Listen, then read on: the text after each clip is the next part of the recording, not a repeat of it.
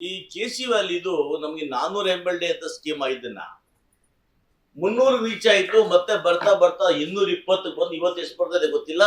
ನಮಗೆ ಏನ್ ನಮ್ಮ ಫೀಡರ್ ಇದೆ ಮಾಲೂರ್ ಅಂಡ್ ಬಂಗಾರಪೇಟೆಗೆ, ಇದು ನಮಗೆ 60 MLD ಕೊಡ್ತೀವಿ ಅಂತ ಮಾತಾಡಿ ಗ್ರಾಜುಯಲ್ 30 ಕೊಟ್ಟರು 20 ಕೊಟ್ಟರು ನಿಲ್ಸೇ ಬಿಟ್ರು. ಈಗ ಒಂದ್ ಕಡೆ ಏನಿದೆ, ಕೋಲಾರ ಒಂದು ನರಸಾಪುರ ತಾವೇನ್ ಕೆರೆ ನೋಡಿದ್ರಿ, ನರಸಾಪುರದಿಂದ ಹರಿದೋಗ್ತಕ್ಕಂಥ ನೀರು ಶ್ರೀನಿವಾಸಪುರಕ್ಕೆ ಹೋಗುತ್ತೆ.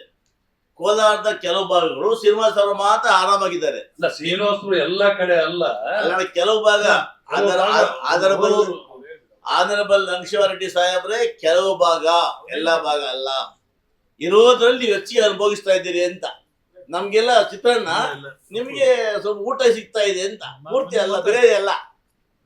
ಇದಾದ್ಮೇಲೆ ಇದರೊಟ್ಟಿಗೆ ಇವತ್ತು ಕೋಲಾರದ ಕೆಲವು ಭಾಗಗಳು ಹೃದಯ ರೋಗ ಮತ್ತು ಹೃದಯ ಶಸ್ತ್ರಚಿಕಿತ್ಸೆ, ವ್ಯಾಸ್ಕುಲರ್ ಶಸ್ತ್ರಚಿಕಿತ್ಸೆ, ಸಮಗ್ರ ಹೃದಯ ಆರೈಕೆ ಸೇವೆಗಳಿಗಾಗಿ ನಿಮ್ಮ ವಿಶ್ವಾಸಾರ್ಹ RL Jalappa Narayana heart centre, STUMC campus, Tamaka, Kolar.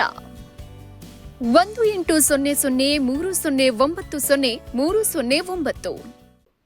Mulbagal, Bangarpet, Malur, KGFಗೆ ನಮ್ಗೆ ಇಲ್ಲವೇ ಇಲ್ಲಣ್ಣ. ಇದಕ್ಕೆ ಏನಾದ್ರೂ ಕೂಡ ನೀವು ಸಪ್ರೇಟ್ ಪ್ರತ್ಯೇಕ ಮೀಟಿಂಗ್ ಮಾಡ್ತಿರೋ, KCL ಅಧಿಕಾರಿಗಳ ಮೀಟಿಂಗ್ ಮಾಡ್ತಿರೋ ಗೊತ್ತಿಲ್ಲ. ಅದು ಹಿಂದೆ ಆಗ್ತಾ ಇತ್ತು. ಯಾಕೋ 6-7 ತಿಂಗಳ ಅಂತ ಕೂಡ ಇವರೆಲ್ಲ ಯಾರು KCL ಅಧಿಕಾರಿ ಟಿವಿ ಮೇಲೆ ಹಾಕೊಳ್ತಾ ಇಲ್ಲ.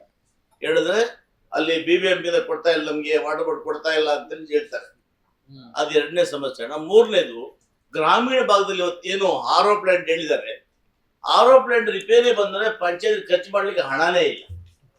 ಯಾವ PDO ಕೇಳಿ ಒಂದು ಪಂಪ್ ತಗೊಳ್ಳೋ ದುಡ್ಡಿಲ್ಲ, ಮೋಟರ್ ದುಡ್ಡಿಲ್ಲ, 15 ಬಂದಿಲ್ಲ, ಕಸ ಹೊಡೆ ದುಡ್ಡಿಲ್ಲ ಅಂತ ಹೇಳ್ತಾರೆ. ಇದು ಸರಿ ಮಾಡದೆ ಹೊರತು ಇವತ್ತು RO ಪ್ಲಾಂಟ್ ರಿಪೇರಿ ಯಾರು ಮಾಡಬೇಕು? ಪಂಚಾಯತಿ ಮಾಡಬೇಕು. ಹಣನೇ ಇಲ್ಲ ಅವ್ರ ಹತ್ರ.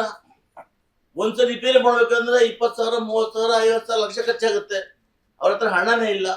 ದಯಮಾಡಿ ಈ 3 ಸಮಸ್ಯೆಗಳು, ಒಂದು ಕುಡಿಯೋ ನೀರಿಗೆ RO ಪ್ಲಾಂಟ್ಸು, ಎರಡನೇದು ಬೋರ್ವೆಲ್ಸು, ಮೂರನೇದು KCL ನೀರನ್ನ, ಎರಗೋಳ್ ನೀರನ್ನ ನಾವೇನು ಮಾಡ್ಲಿಕ್ಕೆ ಬರೋದಿಲ್ಲ. ಇದು ನಂಜೇಗೌಡ ಹೇಳಿದಾಗೆ ಮಾರ್ಕೊಂಡ ಡ್ಯಾಮು ನಂದು ನಂಜೇಗೌಡ ಇಬ್ರು ಒಟ್ಟಿಗೆ ಬರ್ತದೆ. 2 ತಾಲೂಕಿಗೆ ಪ್ಲಾನ್ ಮಾಡೋದು ನನ್ನ ಅಭ್ಯಂತರ ಏನಿಲ್ಲ. ಅದರಲ್ಲಿ ಮಾಡ್ಬೋದು, ಅದನ್ನು ನಂದೇನು ಅಭ್ಯಂತರ ಇಲ್ಲ. ಆದರೆ ಇದಕ್ಕೆ ಪರಿಹಾರ ಕಂಡಿದ್ದೀರಣ್ಣ ದಯಮಾಡಿ. ಈಗ ನಾವು ಇದು ಮೇನ್, ನಮಗೆ ನಮ್ಮ ಜಿಲ್ಲೆಗೆ ಕುಡಿಯೋ ನೀರು ಕೊಟ್ಬಿಟ್ರೆ ನೀವೇ ಬಾಯಿರೋದು ನಮ್ಗೆ.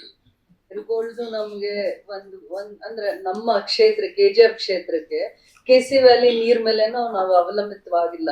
ಆದ್ರೆ ನಮ್ಗೆ ಬೇತ್ಮಂಗ್ಲ 1000 ಎಕರೆ ಏನ್ ಕೆರೆ ಇದೆ, ಲೇಕ್ ಇದೆ, ರಾಮಸಾಗರ 1500 ಎಕರೆ ಕೆರೆ ಇದೆ.